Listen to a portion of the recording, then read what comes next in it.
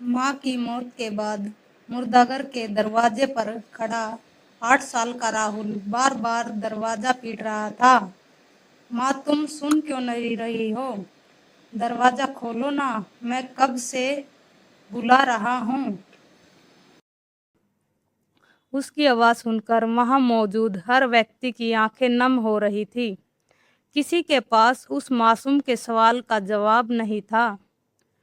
सरोज की जिंदगी पहले ही बहुत मुश्किलों से गुजर रही थी। पति से तलाक के बाद वह अकेले अपने बेटे राहुल की परवरिश कर रही थी। कोई स्थायी नौकरी नहीं थी, किराया देना भी मुश्किल हो रहा था। ऐसे समय में मकान मालिक ने भी कमरा खाली करा दिया था। इसी मकान में रमेश नाम का एक व्यक्ति भी रहता था। वह सरोज की सहेली का पति बताया जाता था। रमेश ने मुश्किल समय में सरोज की मदद की और उसे रहने के लिए नीचे का कमरा दिलवा दिया। लेकिन किसी ने नहीं सोचा था कि कुछ ही समय बाद सरोज की अचानक तबीयत बिगड़ जाएगी। उसे अस्पताल ले जाया गया, मगर इलाज के दौरान उसकी मौत हो गई। राहुल को जब बताया गया कि उसकी माँ अब उसके साथ घर नहीं जाएगी, तो वह बात समझ ही नहीं पाया। वह अपनी माँ को ढूंढते हुए अस्पताल से मुर्दाघर तक पहुंच गया। मुर्दाघर का दरवाज़ा बंद था। राहुल ने दरवाज़ा पीटा। माँ, उठो ना, मैं राहुल हूँ। कुछ देर बाद उसने फिर दरवाज़ा पीटा। माँ, मैंने आज खाना भी नहीं खाया, तुम बाहर आ जाओ। वह बच्चा शायद यह मानने को तैयार ही नहीं था कि उसकी माँ अब कभी दरवाज़ा खोलकर उसे अपने सीने से नहीं लगाएगी। तभी रमेश वहाँ पहुँचा।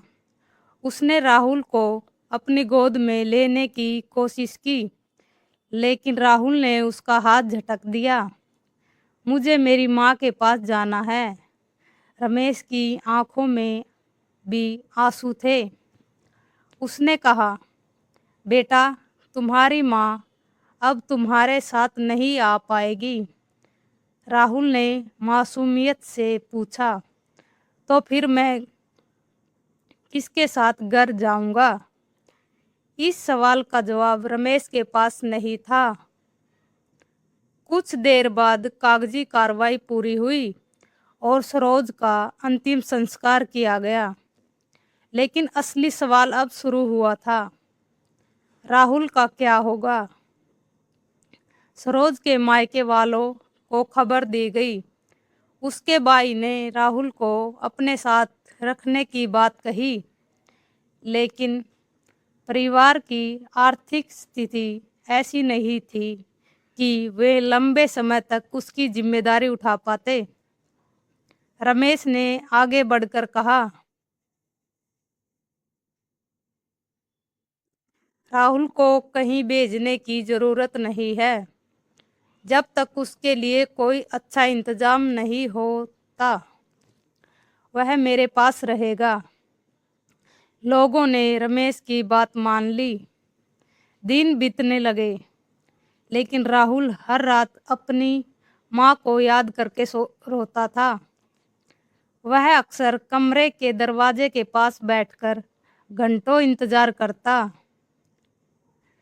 एक दिन उसने रमेश से पूछा, अंकल, अगर मैं रोज़ माँ को आवाज़ दूंगा तो क्या वो कभी वापस आ जाएगी?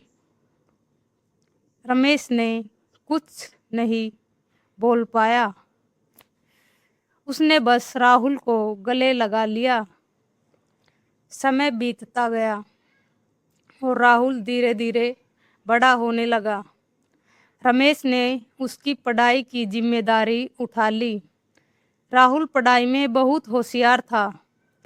एक दिन स्कूल में शिक्षक ने बच्चों से पूछा, बड़े होकर तुम क्या बनना चाहते हो? किसी ने डॉक्टर कहा, किसी ने इंजीनियर। राहुल ने कहा,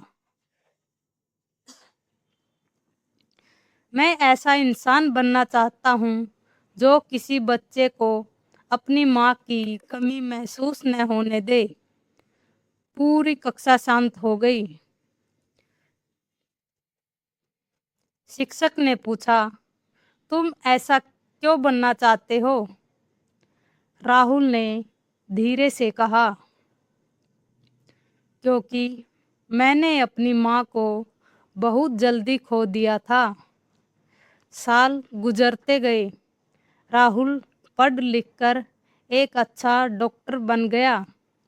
पहली कमाई से उसने अपनी माँ की याद में गरीब बच्चों के लिए एक छोटा सा सहायता केंद्र शुरू किया। एक दिन वह उसी पुराने मकान के सामने पहुंचा जहां उसकी माँ कभी रहा करती थी। वह कुछ देर दरवाजे को देखता रहा। उसकी आंखों में बचपन की वही तस्वीर घूम गई। एक छोटा बच्चा दरवाज़ा पीट रहा था और अपनी माँ को आवाज़ दे रहा था। राहुल ने दरवाजे को छुआ और धीरे से बोला, माँ, उस दिन मैं बहुत देर तक तुम्हें आवाज़ देता रहा था। उसकी आंखों से आंसू निकल आए। आज समझ आया कि कुछ दरवाजे आवाज़ देने से नहीं खुलते, लेकिन माँ की याद दिल में हमेशा खुली रहती है। उस दिन राहुल ने अपनी माँ की तस्वीर के सामने दीपक जलाया और कहा, माँ, तुम मेरे साथ नहीं हो, लेकिन तुम्हारी वजह से आज मैं उन बच्चों के साथ हूँ जिन्हें किसी सहारे की ज़रूरत है। और शायद यही किसी माँ की सबसे